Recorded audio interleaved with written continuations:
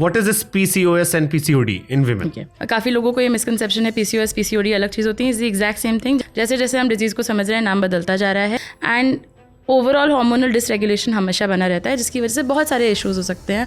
Sir के बाल गिरने लगते हैं, शरीर में बाल बढ़ जाते हैं, मेंस्ट्रुअल इरेगुलरिटीज़ हो जाते हैं, पीरियड ऊपर नीचे हो जाते हैं.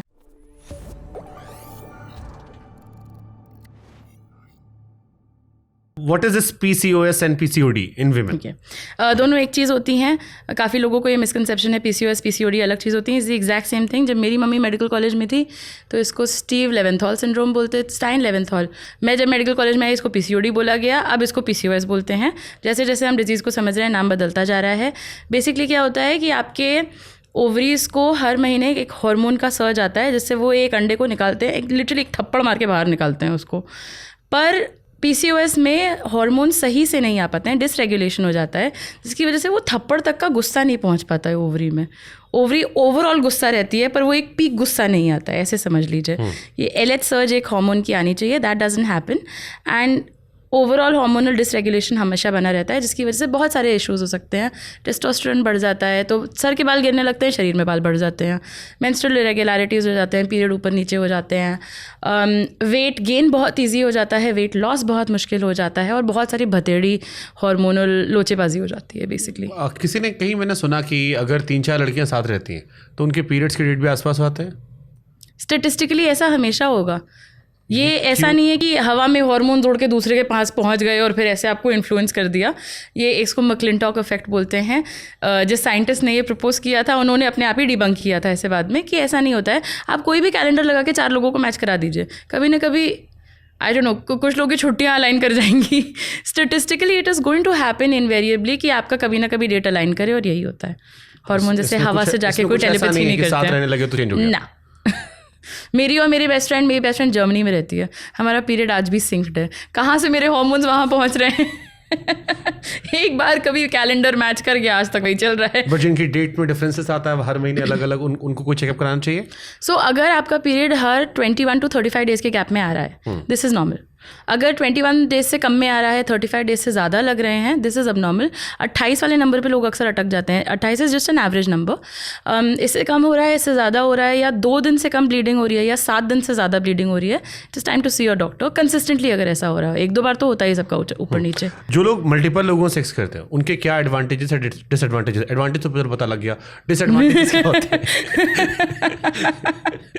डिसएडवांटेज ये होते हैं मेरे ख्याल से किसी भी सेक्सुअल एक्सपोजर में एक इनहेरेंट रिस्क होता है कि आपको सेक्सुअली ट्रांसमिटेड इन्फेक्शंस हो सकते हैं. आप कितना भी परफेक्टली क्यों ना कर लें, कॉन्डम यूज़ कर लें, आप post exposure prophylaxis, pre exposure prophylaxis सब ले रहे हैं, फिर भी एक रिस्क तो होता है कि इन्फेक्शन हो सकता है. किसमें ज़्यादा होता है, लड़कों में लड़कियों में? सबको होता है. लड़कियों के साथ प्रॉब्लम ये होती है कि लड़कियों के सिम्टम्स अक्सर साइलेंट रहते हैं. एक्चुअली सबके सिम्टम्स साइलेंट रहते हैं, बट लड़कियों में अंदर ही अंदर बहुत झमेला हो जाएगा और पता भी नहीं चलेगा, और जब सिवियर इशू हो जाएंगे तब पता चलेगा.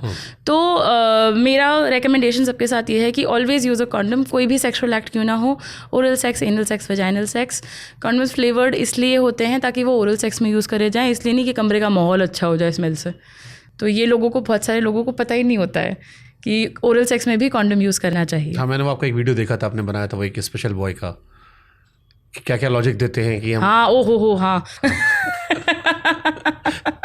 लॉजिक तो बहुत बतेड़े दिए जाते हैं कि कॉन्डम्स क्यों नहीं यूज़ करने चाहिए. काफ़ी ऐसे लड़कों का कहना है कि मेरे पीनस का साइज़ बहुत बड़ा है और कॉन्डम फिट नहीं आएगा. तो इसको डिबंक करने के लिए एक मॉडल है, उसने अपने पूरे पैर में यहाँ तक कॉन्डम पहन लिया था. उसने बोला हाँ बताओ कितना बड़ा है जब पैर में आ सकता है एक एवरेज साइज़ कॉन्डम, तो कितना ही बड़ा पीनस होगा. बट हाँ, ये ज़रूर है कि कॉन्डम्स के अलग अलग साइज़ आते हैं जो लोगों को पता नहीं होता है. तो कुछ लोगों के लिए एक्चुअली बड़ा कॉन्डम का साइज़ चाहिए होता है. रॉन्ग साइज़ जो है, अगर आपने कॉन्डम का पहना है तो उसका फेलियर का रिस्क हाई है. तो मतलब कॉन्डम फट सकता है, कॉन्डम उतर सकता है.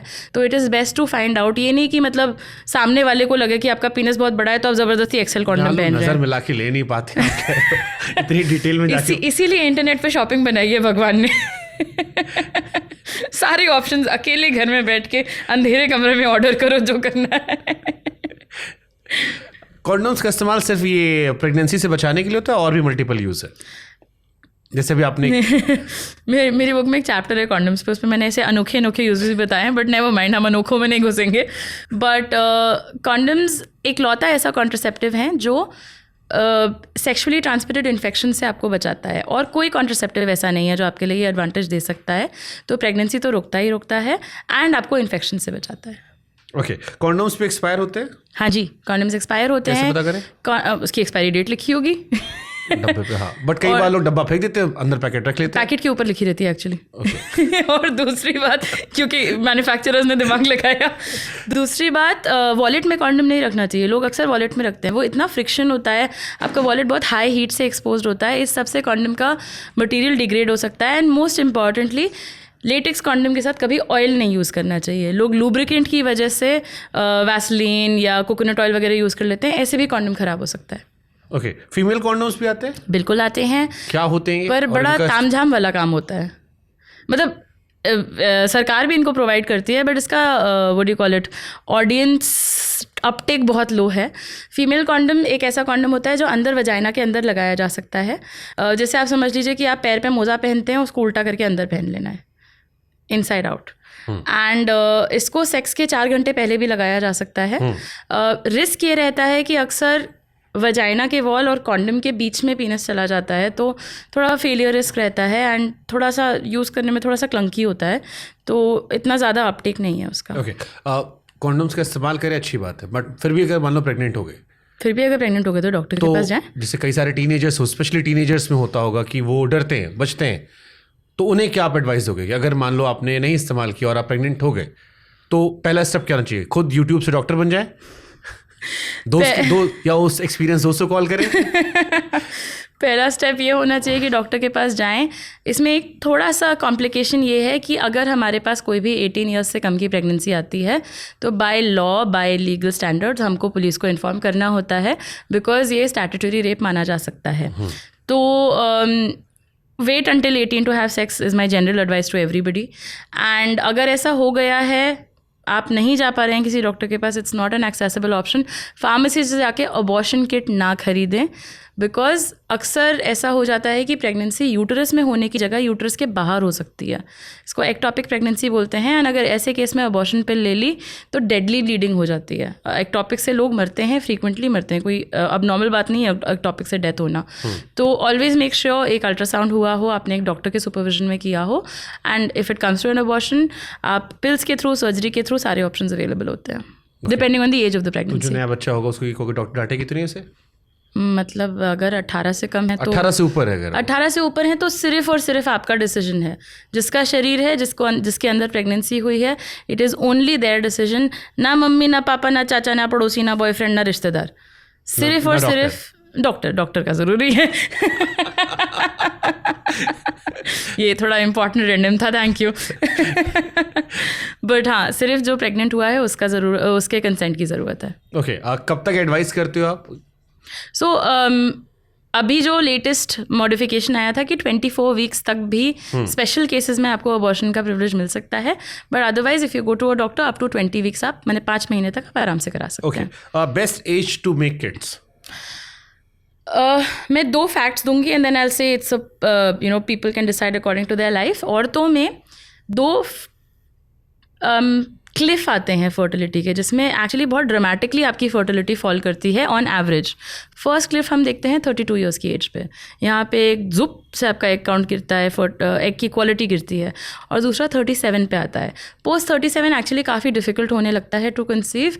विद दैट सेड, आजकल बहुत सारी टेक्नोलॉजीज़ आ गई हैं, बहुत सारे लोग नेचुरली कंसीव कर जाते हैं. My mother had me when she was 40 years old. तो ऐसा नहीं है कि IVF सेंटर भी है ना, बिना IVF के. तो तब तक IVF सेंटर नहीं खुला था. तो आई थिंक ये फर्टिलिटी एजुकेशन बहुत ज़रूरी है. लोगों को ये नहीं मिलता है. I froze my eggs at 30 years of age, क्योंकि मेरा अभी प्रेगनेंसी का कोई प्लान नहीं है, पर मुझे पता है 32 पे होगा जुप. तो उससे बचने के लिए everybody should be aware of this. Eggs freeze कराना ज़रूरी है या बिल्कुल ज़रूरी नहीं हैबिट है? बहुत महंगी चीज़ है, 15 दिन इंजेक्शन लगते हैं। मतलब मुझे तो मज़ा आया था पर क्योंकि मैंने पढ़ा है तो एक्सपीरियंस करने में मज़ा आया था। बट मेरा रिकमेंडेशन ये है कि अगर आपका पार्टनर स्टडी है और आपको पता है अभी बेबी नहीं करना है बट बाद में इसी पार्टनर के साथ करना है, then freeze the embryo, results are much better.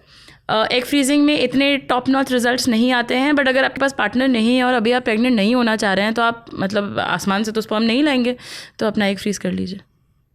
But महंगा प्रोसीजर है। कितना पैसा लगता होगा? 1.5 से 3 लाख का इन्वेस्टमेंट है and then annual maintenance cost होती है। मेरी करीब 15,000 आती है, बट कुछ बहुत फैंसी हॉस्पिटल्स में 1-1 लाख भी आ सकती है, बट ऑन एवरेज 10 से 20,000 रुपये की एनुअल कॉस्ट होती है। तो मतलब जिन्हें शादी लेट करनी हो या जिन्हें बच्चा लेट करना वो इस वक्त जा सकते हैं? हाँ, एंड अगर आपके पास पार्टनर है तो ऑलवेज चूज एम्ब्रियो, पार्टनर नहीं है then go for egg freezing. Partner का भरोसा नहीं ना कितने साल चलेगा। ये बात भी है। अभी आपने अपना एग तो फंसा लिया पार्टनर के साथ, अब पार्टनर चले गए, अब क्या होगा? Okay, super. लड़कों में कितने टाइम तक होता है ये? तो लड़कों में हालांकि मैंने सुना कि एग फ्रीजिंग कंपैरिजन में स्पर्म फ्रीजिंग सस्ता है। स्पर्म फ्रीजिंग बहुत सस्ती होती है। कुछ नहीं करना है, कोई हॉर्मोन्स नहीं, कुछ भी नहीं। लड़कों को एक कमरे में भेज दो, सैंपल ले लो, काम खत्म, और फ्रीज कर दो।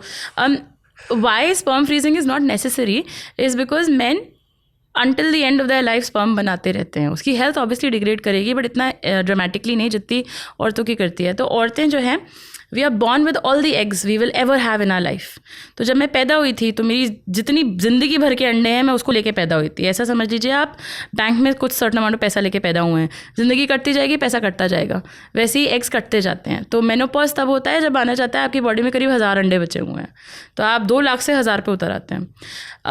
आदमियों के साथ ऐसा नहीं होता है। एवरी 72 डेज ऑन एवरेज नया स्पर्म बनता है। तो ये कॉम्प्लिकेशन है ही नहीं जब आदमियों में, तो क्यों फ्रीज करना है? अनलेस ऑफ कोर्स वो आर्मी में हैं, कोई ऐसी इंजरी होने का रिस्क है, मतलब हम ऐसे लोगों को काउंसिल करते हैं स्पर्म फ्रीज कर ले, या जेंडर एफर्मेशन सर्जरी कर रहे हैं और उनके टेस्टिकल्स हटने वाले हैं तो अपना स्पर्म फ्रीज कर लें, या कीमोथेरेपी होने वाली हो जिसमें कोई भी ऐसी ड्रग्स मिलने वाली हो जिससे उनके स्पर्म को इंजरी हो सके तो फ्रीज कर लें। बट मतलब सोशल फ्रीजिंग का कोई कॉन्सेप्ट नहीं होता है आदमियों